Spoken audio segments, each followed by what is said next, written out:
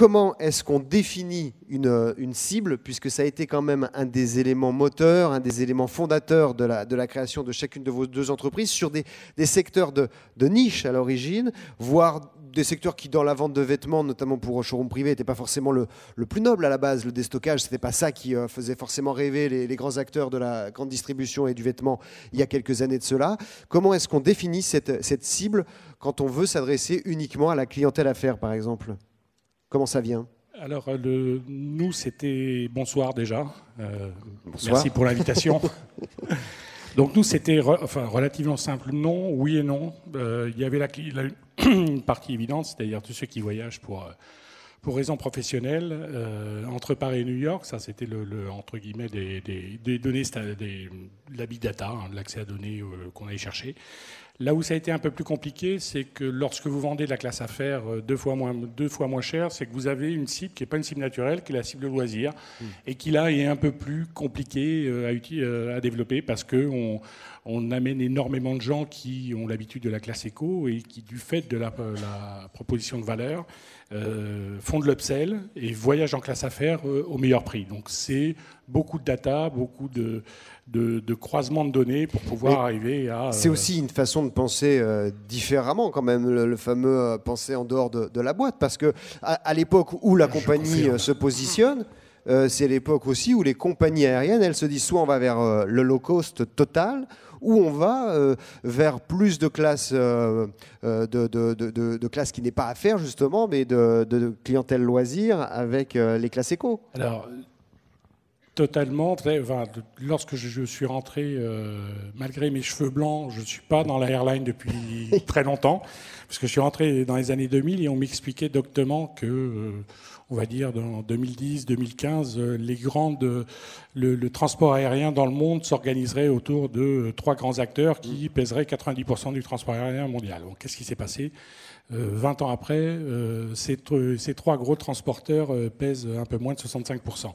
Donc, à partir du moment où, oui, c'est disruptif, parce qu'on est sur une niche, mais à partir du moment où vous êtes sur une niche, et vous vous concentrez sur ce que vous faites, à mon sens, c'est le meilleur moyen de continuer à vous développer.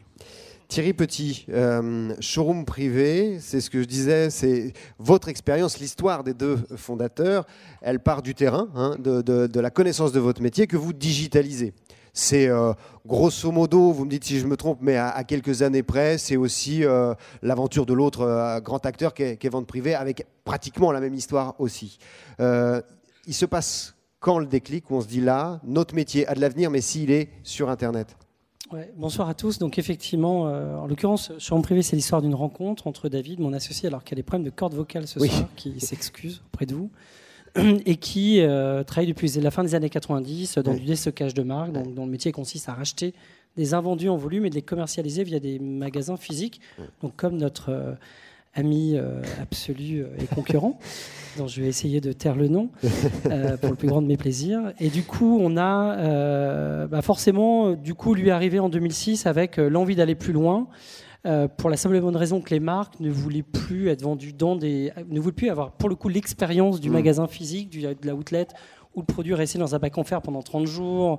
Ça donnait une image dégradante, et puis le client, c'est plus vraiment le sens de l'histoire. Moi, pour ma part, je suis ingénieur, entrepreneur Internet depuis toujours. J'avais créé une première start-up dans les années 2000, dans les belles années, qui était un comparateur de prix que j'avais cédé au groupe Liberty Surf à l'époque où Bernard Arnault et Europatweb étaient très présents. Donc on s'est rencontrés avec cet ADN complémentaire, lui avec une expérience du retail, moi une expérience du média et de l'Internet, et on s'est dit qu'est-ce qu'on peut faire dans ce monde qui était très compétitif, parce qu'il y avait 80 acteurs. Donc on s'est dit comment adresser ce marché de la façon la plus intelligente possible. Et en plus de cela, on n'était pas financé. C'est une histoire d'autofinancement, ce qui est assez rare dans les commerces. Et donc on s'est dit, il faut qu'on ait un positionnement clair, une cible singulière, et qu'on l'adresse, et qu'on adresse ses besoins, donc les besoins de ce client, en l'occurrence de cette cliente, de la meilleure des façons. Et on s'est attaqué, nous, à la femme. Alors on a de la chance, ce qu'on a appelé la digital woman, mais en gros, version un peu moderne de la ménagère de moins de 50 ans. Mais c'est la même, on se rassure. C'est celle qui achète pour elle, pour sa famille, qui aime la mode, qui a peu de temps et qui, ça c'est la chance, contrôle 80% du budget de la famille. Et donc on a décidé, dans un positionnement de challenger, de s'adresser à cette femme et de lui adresser ce qu'elle recherchait, l'accessibilité, pas cher, rapide, tout le temps, parce qu'elle n'a pas le temps, parce qu'elle mène 1000 vies. de la curation, parce qu'il faut lui faire découvrir des choses, des marques et le proposer. Et puis, effectivement, couvrir tous ses besoins et les besoins de sa famille. Donc voilà comment on a eu cette approche. Alors, on disait tout à l'heure, c'était un banquier qui le disait, le client est schizophrène, à la fois il veut l'entreprise, l'agence au bas de la rue, et puis il va sur Internet.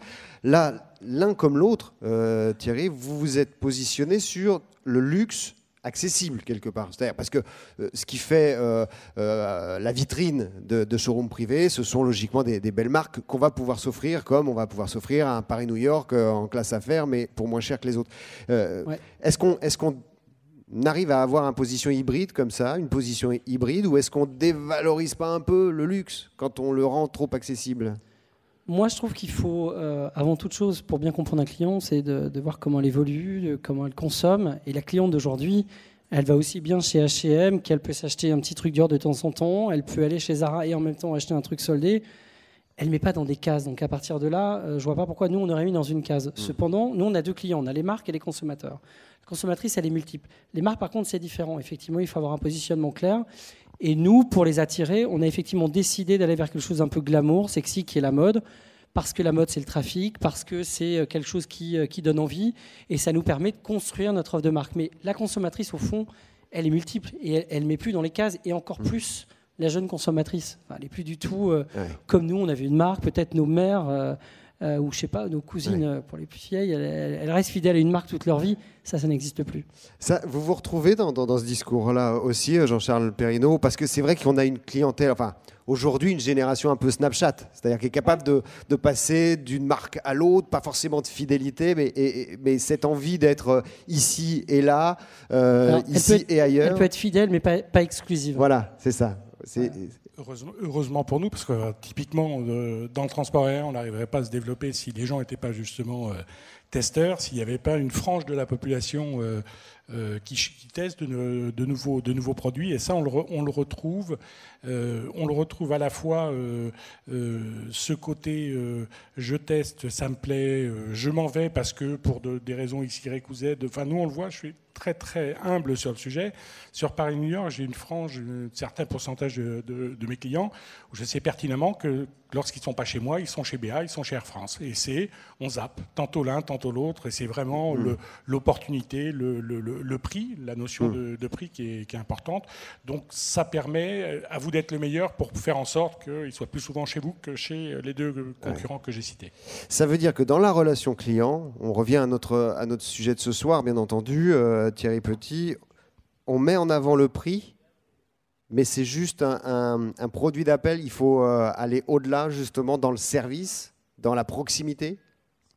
Effectivement, nous, notre positionnement est toujours bipolaire. Hein. Donc, auprès des marques, et quand on communique, on ne met jamais en avant le prix. Donc, on va communiquer sur la facilité, l'accessibilité, l'ADN mode, le plaisir de cette femme décomplexée qui, grâce à showroom privé, voilà, c'est la com que l'on fait en télé ou en radio. Ouais. Voilà, donc ça, c'est important. Et après, la cliente, je l'estime suffisamment intelligente pour comprendre que c'est moins cher. Mais on n'a pas à pousser cet ADN-là, sinon on serait probablement beaucoup plus positionné sur du discount. Et là, en l'occurrence, les marques n'aiment pas le discount. Ouais. Une marque aime être valorisée. Une marque, on est au service des marques et on n'est pas là pour les solder à moins 70 et le dire partout. Donc ça, c'est un contrat de confiance qu'on a avec les marques. Et ce contrat de confiance nous permet ensuite d'aller avoir des clientes. Mais la cliente, elle sait pertinemment que quand elle vient chez nous, elle vient parce qu'il y a l'offre, parce qu'il y a le prix, parce qu'il y a le service. Enfin, pour moi, je dis toujours, on fait du e-commerce, mais à la fin, le e-commerce, on se prend soit la tête avec plein de concepts, le big data, l'intelligence artificielle, les bots. On va en parler. Mais déjà, faisons l'essentiel, la bonne offre, le bon service, la bonne personnalisation, la bonne segmentation. Et ça, déjà en soi, et c'est énormément de travail pour y arriver. Pareil, même question, parce que c'est la même problématique. Oui, alors au début, c'était pour nous la même problématique, c'est-à-dire faire connaître la classe affaires moins chère.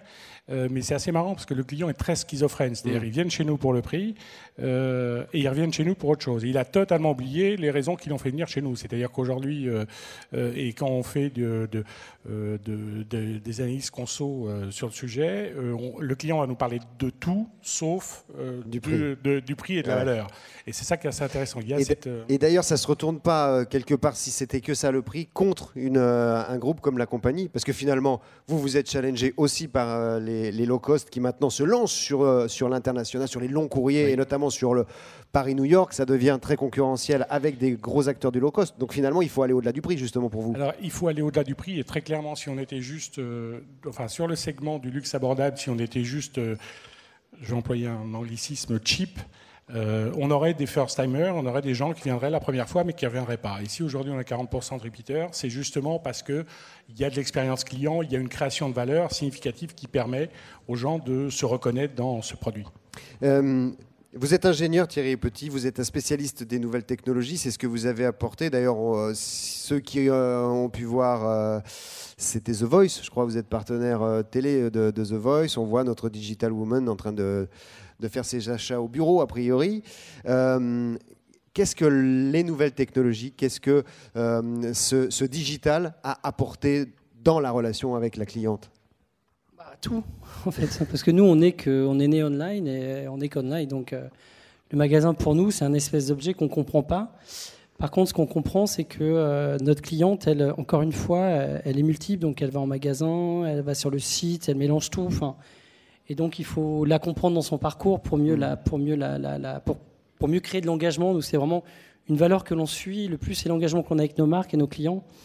L'engagement, c'est ce qui fait qu'un client va revenir, va avoir une préférence pour votre marque et non celle de l'autre, va créer, dans nos modèles économiques qui sont quand même assez fragiles, finalement, un espoir de rentabilité sur le long terme. Donc, quelque part, la technologie va être partout. Elle va être à la fois dans la façon de construire notre entreprise et de l'optimiser à travers tous les processus pour en faire quelque chose de très agile.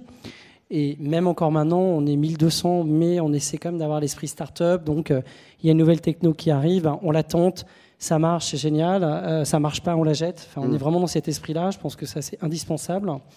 Et à la fin, tout ça, tout ce que l'on met toute la techno que l'on met, c'est pour mieux faire notre travail, mais aussi créer plus.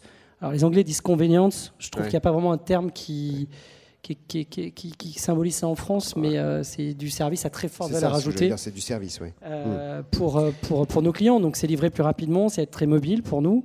80% de notre audience est mobile, 65% du chiffre d'affaires. Donc, c'est comment faire en sorte que l'expérience mobile soit toujours la plus rapide, la plus efficace, qu'il y ait des modes de paiement, les plus adaptés. Donc, et ça, c'est la techno. Et pour rester showroom privé, vous devez rester un pure player du net, parce que je dis ça parce qu'on a vu un certain nombre d'acteurs qui sont nés sur Internet, étaient des pure players et qui reviennent finalement à des boutiques. On peut prendre même une vieille marque comme La Redoute qui a dans un premier temps dit on bascule sur le digital et puis qui sont en train de réouvrir ici ou là quelques magasins. Vous, dans l'évolution de votre marque, vous devez rester un pure player ? Oui, je pense qu'on doit rester un pure player. Après que l'on s'acoquine un peu avec des grands acteurs de la distribution, et ce pour essayer d'en tirer le meilleur des deux mondes, comme ce que l'on a fait avec Steinhoff, qui est le gros groupe sud-africain, alors dont la marque la plus connue c'est Conforama. L'idée étant effectivement d'avoir accès à leur sourcing pour disposer d'une offre de maison bien plus importante que si on était seul, d'avoir des services de livraison, parce que je pense qu'un des problèmes du meuble, si je prends cet exemple-là, c'est la livraison qui est complexe, qui coûte cher, etc. Donc là, on va utiliser tous les magasins, notamment de Conforama en France et en Europe, pour faire de la livraison très intéressante. Enfin voilà, donc je pense que encore une fois, je ne pense pas qu'il y ait de mur. Je pense qu'il faut savoir utiliser le meilleur des deux mondes. Nous, on se doit de rester hyper agile, parce que si on ne l'est plus, on est mort. Je pense dans un monde où on a des Amazon et en même temps des acteurs chinois ultra compétitifs qui sont, pour moi, dans notre métier, bien plus menaçants, parce qu'ils assèchent le marché. Ils viennent ici se sourcer de marques européennes pour les distribuer dans leur marché, donc ce qui est pour nous plus compliqué. Ou Amazon est encore dans un positionnement vente de collection en cours, donc en tout cas, on est encore un peu protégé. Mais effectivement, je ne pense pas qu'à terme, je pense qu'il n'y aura plus de pure player à terme, pour la simple et bonne raison que notre économie, c'est une économie de volume, c'est une économie globale, c'est une économie de coûts gigantesques, et à la fin, les deux mondes doivent se rapprocher. Donc après, est-ce que c'est les retailers qui vont devenir plus digitaux? Est-ce que c'est les pure players qui vont s'acoquiner avec le commerce physique? Ou est-ce que c'est des associations un peu intelligentes, en tout cas j'espère, comme ce qu'on a essayé de mettre en place avec Steinhoff? L'avenir nous le dira. Jean-Charles Perrineau, vous disiez au tout début de cette conversation, finalement le démarrage de la compagnie, c'est de l'acquisition de data, c'est de la maîtrise de data. Aujourd'hui, l'intelligence artificielle, les algorithmes de tracking, tout ça, est-ce que ça permet d'avoir une meilleure connaissance du client final, une meilleure relation personnelle avec son client. Et est-ce que, fondamentalement, la question va peut-être être un peu provocatrice, et je la reposerai à Thierry aussi, ça sert réellement le client ou pas seulement l'entreprise? Je pense que ça va dans les deux sens. C'est-à-dire, un, oui, ça sert le client. Deux, alors l'automatisation des messages lorsque je vais embarquer, avant d'embarquer, 2 jours avant, etc. Mais est-ce que c'est ça? Aujourd'hui, le point d'attente est la création d'une expérience client significativement différente. Parce que ça, une fois que vous avez rentré les mêmes datas, vous avez sorti les mêmes résultats, bon, tout le monde va pouvoir produire la même chose. Et je pense que l'expérience va au-delà de... C'est très important pour nous, pour cette connaissance du client, mais ça va au-delà. C'est-à-dire, qu'est-ce que je lui propose à la fois, Laurent, sur des outils digitaux, mais aussi sur des points de contact physiques. C'est-à-dire, c'est quelque chose, et nous, on le voit depuis, je l'ai vu dans une autre vie, et a fortiori aujourd'hui, cette importance de la relation client physique, c'est-à-dire qui va au-delà des trucs, il y a les attentes, et qu'est-ce que je peux apporter à mon client qui aille au-delà des attentes. Et ça, on s'aperçoit que c'est vraiment l'élément de différenciation le plus grand par rapport à d'autres airlines. L'outil digital est un outil, entre guillemets, c'est quelque chose, tout le monde a à peu près le même, je schématise, mais vous faites la différence sur le reste. Et le reste, c'est là où vous devez connaître votre client et lui apporter quelque chose de significatif. C'est intéressant parce qu'on a quand même le sentiment d'arriver au bout d'un cycle, peut-être, justement, où on a vu le digital comme une espèce de dieu magique pour le commerce. Et tous les deux, ce que vous êtes en train de nous dire, c'est on doit revenir au contact et au physique, quoi. Il n'y a pas d'autre solution, peut-être, que cette relation qu'on arrive à instituer. J'ai pas dit ça. J'ai pas dit ça. Je pense que sans digital, on n'existe pas. Mais maintenant, si on est-ce doit que les retourner acteurs vers les que acteurs digitaux peuvent exister? Voilà. C'est vraiment un mix. Le fait de... ça a été en ayant créé des startups très, très digitales à un moment donné, ça a été quelque chose de très porteur et de très tendance. Aujourd'hui, c'est devenu un outil, c'est devenu un canal, c'est devenu... ça aide à la réalisation de l'objectif ultime. Mais c'est pas, à mon sens, en soi, que vous faites la différence dessus. C'est ça, il y a ces deux acteurs, ces deux mondes qui se rapprochent. Ces deux mondes qui cohabitent, encore une fois, il faut toujours regarder ce que fait le client. Le client, il est multiple, il y a encore plus les jeunes clients. Enfin, je pense qu'il n'y a pas de frontières, il n'y a pas de... Tout est... Déjà, ils naissent avec un portable greffé dans la main et avec des codes que nous, on ne comprend pas. Et même en n'étant pas si vieux, donc du coup... Et ils sont multiples. Enfin, il y a pas de. Et on arrive justement, on arrive à suivre ça, cette évolution, parce que quand j'ai discuté avec des responsables de compagnies aériennes également, qui disent finalement, on n'a pas forcément vu venir notre principal concurrent, qui était la réalité virtuelle et la possibilité de faire des réunions via des conférences call, mais nouvelle génération, qui sont peut-être le plus gros concurrent des compagnies de classe business aujourd'hui, plutôt que concurrents entre nous-mêmes. On arrive, quand on est dans un... Alors, je vais vous reposer la question après, évidemment, Jean-Charles, mais on arrive à suivre ces évolutions d'usage du client. Je pense que c'est assez essentiel de comprendre comment sera le futur client. Et nous, moi, je dis toujours à mes équipes, regardez quelqu'un qui a 18-20 ans, qui sera dans 5-6 ans le cœur de notre clientèle. Et c'est quoi ce qui l'a caractérisé? Quand on regarde ça, c'est une génération complètement décomplexée par rapport à la donnée. C'est-à-dire que nous, on est encore, on n'ose pas partager nos données. La CNIL nous fait peur, le bordel et tout. Alors qu'eux, ils s'en foutent complètement. Ils partagent tout depuis toujours. Donc c'est open bar sur leur vie et la donnée. Deuxième composante très forte, ils sont beaucoup plus globaux que nous. Ils sont beaucoup plus ouverts à l'international, au monde. Et ils sont déjà dans un truc très interplanétaire bien avant nous. Où nous, on reste encore avec des zones dans nos têtes. Troisièmement, ils sont très mobiles. Ça, je pense que c'est... Il n'y a pas besoin de démonstration pour ça. Et quatrièmement, la propriété pour eux n'est plus aussi importante que pour nous. C'est-à-dire que nous, c'était important d'avoir une maison, des fringues, une bagnole. Eux s'en foutent, quoi. Ils partagent, ils échangent, ils revendent, ils reprennent. Donc, et ça, quand on comprend ces tendances un peu sociétales, on peut comprendre un peu de comment sera le commerce du futur. Donc, c'est notre façon de voir. Donc, la donnée sera forcément importante puisque encore plus facile à obtenir et à mon avis à travailler, donc ça veut dire de la personnalisation, ça veut dire quelque chose de vraiment prédictif. La donnée, moi j'entends beaucoup parler du big data, mais en fait tout le monde fait du big data, mais de façon très analytique, donc on analyse des tonnes de chiffres. La vraie intelligence de la donnée, c'est d'être prédictif. C'est de toute cette masse d'être capable de déterminer les comportements futurs sur vos consommateurs, sur des prix, et ça, c'est important. Le deuxième axe, je pense que l'international, c'est quelque chose qu'il faut anticiper dans nos organisations. Le troisième, c'est tout ce qui tourne autour de la collaboration, tout ce qui est collaboratif, d'où l'explosion de plein de nouveaux modèles, qui sont souvent en plus très en lien avec notre économie, qui est quand même très sociale, et on partage des choses, donc il y a des choses à creuser sur ces mécaniques d'achat en tout cas. Et puis il y a le mobile qui, pour moi, est essentiel dans la relation. Ça veut dire quoi? Ça veut dire qu'il n'y a plus besoin de storytelling sur la marque, sur l'histoire d'une marque? Le storytelling est important. Une marque, c'est important. Avoir des valeurs, être repéré, créer de la préférence de marque, c'est important. Maintenant, effectivement, je pense que quelqu'un disait tout à l'heure, l'émotionnel, je pense, ne suffit pas. Parce qu'on est dans un monde où tout va vite, où on zappe, où il se passe plein de choses. Donc il y a des marques, moi j'observe toujours avec énorme étonnement, des marques notamment dans la beauté, qui naissent sur des réseaux sociaux comme ça, parce qu'il y a une blogueuse qui a créé un truc, un youtubeur, juste un problème, mais qui sont des millions et des millions de pièces vendues derrière. Donc il faut essayer de comprendre comment ça fonctionne, tout ça. C'est pas si simple. C'est bien sûr l'émotionnel, mais ça va toucher aussi d'autres synapses, j'ai envie de dire, de notre cerveau, quoi. Ouais. Jean-Charles Perredo, on est sur cette espèce de suivi du client, il faut être prédictif, donc de prédiction, c'est ça en français? On l'est tous les jours en faisant du revenu management. Donc la notion de prédictif, c'est quelque chose qui... Et ça, on arrive à suivre du coup, vous, votre façon de bien suivre, d'anticiper les envies, les désirs de ceux qui sont sur la classe affaires, la compagnie.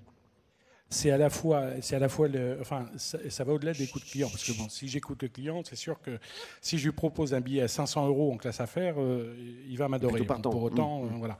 Donc c'est toujours trouver une asymptote. C'est important de les goûter. Le prédictif, à mon avis, ça se joue à la fois sur. Vous avez parlé tout à l'heure de la notion de prix et je dirais plutôt de ce que je suis prêt à payer pour avoir ce service ou ce produit. Ça, c'est fondamental pour la marque de le maîtriser. Ça, c'est le premier point. Le deuxième point, le prédictif en termes de... C'est bien connaître l'expérience client, mais objectivement, c'est-à-dire pas avec nos yeux de dirigeants, parce que ça permet d'être un peu plus neutre et d'essayer tous les points de contact qui sont fondamentaux à cette construction de marque, à cette espèce d'émotion autour de la marque, de bien les maîtriser pour faire en sorte, encore une fois, on développe pas dans notre cas, on n'est pas là pour développer le meilleur produit au monde. On est simplement là pour développer un produit très très efficace et qui soit totalement cohérent par rapport aux attentes du client et par rapport à ce qu'on souhaite délivrer. Et ça, le digital, pour le coup, il met tout le monde sur la même ligne de départ à peu près. C'est-à-dire une compagnie nouvelle entrant comme la compagnie et Air France. Une baraque à frites comme nous. Enfin, baraque à frites. Excusez-moi pour ce terme. Une micro, oui, parce que nous on est 100 personnes, donc on est minuscule.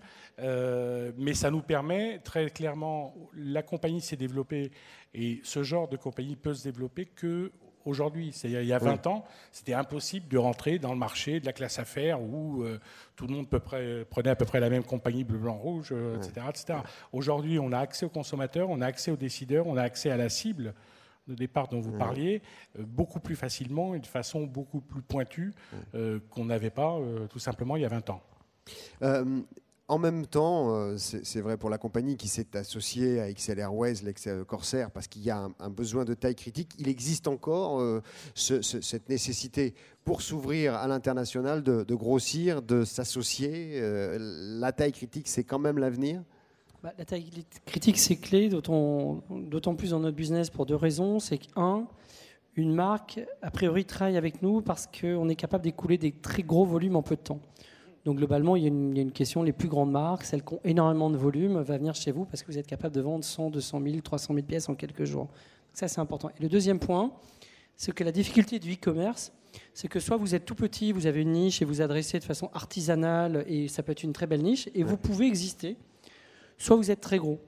L'entre-deux est très compliqué parce que l'entre-deux, vous êtes dans un monde où il va falloir investir fortement. Vous allez changer, par exemple, votre logistique d'un point de vue artisanal à industriel. Vous allez devoir mettre des ingénieurs, de la robotique. Vous allez devoir développer votre marque pour créer de la préférence dans ce bazar, il va falloir investir dans votre service client, il va falloir investir à l'international, parce que sans international, vous n'êtes franchement pas grand-chose, et que c'est là où il y a d'énormes besoins de financement. Or, dans un contexte où le client, et on le disait, il veut toujours plus vite, toujours moins cher, or c'est les mêmes coûts pour vous.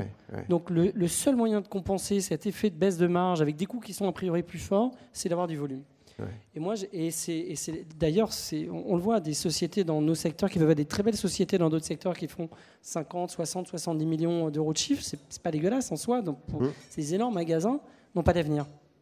En fait, je le pense réellement, et c'est malheureusement l'exemple nous le démontre. Donc, soit il faut être très gros et il y a un effet volume, il faut aller vite chercher les 3, 4, 500 millions d'euros de chiffre, qui fait que vous pesez, que du coup vous allez écraser des coûts, vous allez pouvoir investir, et qu'il y a plus d'effet de retour sur investissement, et donc vous pouvez tenir sur du long terme. Soit vous êtes petit, vous maîtrisez bien votre niche. L'entre-deux est vraiment très compliqué dans l'e-commerce. D'accord, le middle market. Et du coup, est-ce que, même si on va au bout de cette logique-là, est-ce que finalement, showroomprivé.com a un avenir face à Amazon? On va faire simple, parce que Amazon, quand ils vous expliquent ce qu'ils font de la logistique. Ils vous disent, nous, ce qu'on vend, c'est pas important. L'important, c'est qu'on soit bon sur la logistique. Vous êtes dans la main des logisticiens, quelque part aussi.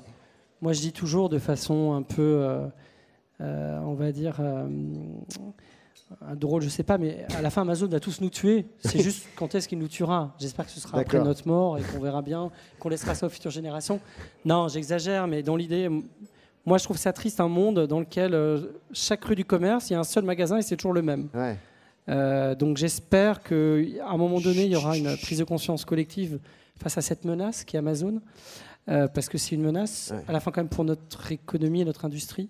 Je ne pense pas qu'on puisse laisser faire ça. Il y a un moment donné, j'ose imaginer qu'il y ait du démantèlement ou un truc, parce que c'est pas possible, quoi. C'est pas possible.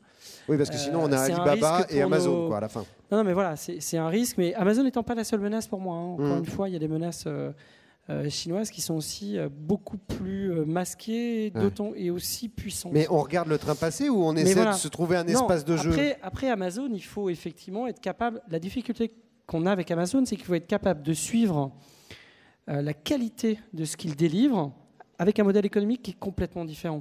C'est-à-dire que du coup, ils sont capables, l'expérience de... Moi, je me dis toujours, à chaque fois que j'ai une expérience avec Amazon, je me dis, waouh, je la ramène à mon industrie, mais je me dis, mais combien ça nous coûterait? Et donc, du coup, comment financer cela? Or, la plupart des boîtes ne peuvent pas y accéder. Donc, à un moment donné, la beauté d'Amazon, c'est qu'il y a un modèle à côté qui permet de générer de la marge et qui permet de vendre quasiment à perte sur des produits là où les commerçants qui vendent que ces produits, s'ils vendent à perte, ils ne peuvent pas marcher. La qualité du service client est juste hallucinante, mais les coûts derrière, c'est bien beau de dire Amazon est le meilleur service client. C'est vrai, vu d'un client. Mais vu du chef d'entreprise, les coûts ne sont pas tenables. On ne peut pas arriver à tenir. Donc il faut composer de façon intelligente et essayer de trouver quelque chose qui va répondre à 80% du besoin, mais on ne sera jamais au même niveau de service. Jean-Charles Perrineau, vous êtes condamné à la niche, j'ai envie de dire, c'est-à-dire à devoir sélectionner des destinations qui ont un public captif, comme Paris-New York. Alors on est condamné, enfin, je vois les choses autrement. On est spécialisé, et en tant que spécialiste, on souhaite aller sur des marchés qui soient significatifs et sur lesquels on puisse, de façon robuste, développer notre activité. C'est la raison pour laquelle on a commencé avec Paris-New York. Mais demain, on pourrait imaginer d'autres routes un peu plus lointaines, avec des avions différents, des choses comme ça. Mais aujourd'hui, c'est très clairement, on ne peut pas faire ça dans le monde entier, dans l'état actuel du transport aérien tel qu'il est. Vous nous auriez posé la question il y a 20 ans, est-ce qu'on peut lancer une compagnie to business? Les gens vous auraient sans doute répondu non. D'ailleurs, il y a encore des gens qui vous répondent non aujourd'hui. Mais aujourd'hui, on voit qu'il y a une appétence.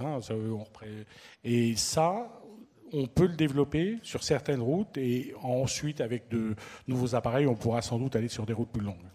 Un peu en guise de conclusion, en tout cas, j'aimerais qu'on ouvre un aspect, Thierry Petit, qui est l'internationalisation. On l'a un petit peu évoqué déjà, mais l'idée du développement de showroom privé, c'est aussi d'être à l'international, et évidemment pas qu'en France, et c'est déjà le cas. Très naïvement, j'ai envie de vous dire, mais est-ce que tous les goûts sont uniformes dans toutes les zones géographiques? Quand on voit qu'il y a des géants qui arrivent à avoir des marques mondiales, Gap, H&M, et qui vendent à peu près les mêmes choses partout, est-ce que ça veut dire qu'on est vers l'uniformisation des goûts, quoi, en même temps que la globalisation?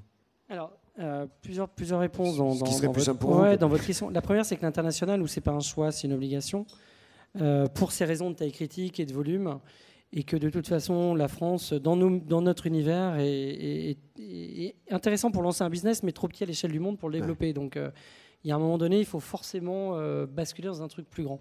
Pour ces questions de taille critique, parce que les marques sont globales, et notamment dans la mode, si vous voulez attirer des acteurs comme Geox, comme Adidas, vous devez avoir une présence à minima européenne. Encore une fois, hein, pour les marques et les membres. Donc nous, on s'est développé bien sûr en Europe, mais c'est juste l'enfer, l'Europe, parce que c'est que des pays qui fonctionnent d'une façon différente. Bien sûr, elles ont des langues différentes, des taux, des modes de comportement différents, des usages différents, plus ou moins de maturité entre le nord et le sud, des modes de paiement, des modes de livraison différents. Et évidemment, des goûts en termes d'impétence aux marques fortes.